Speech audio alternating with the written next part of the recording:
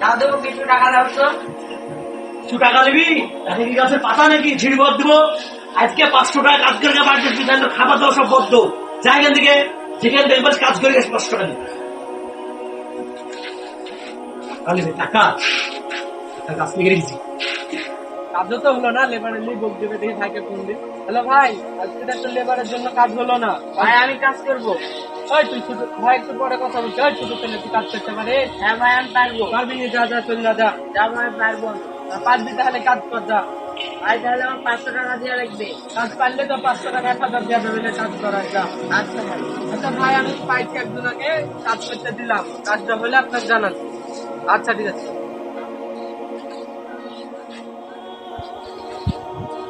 গাছের পাতা নাকি ঝিড়ি বদ দিব?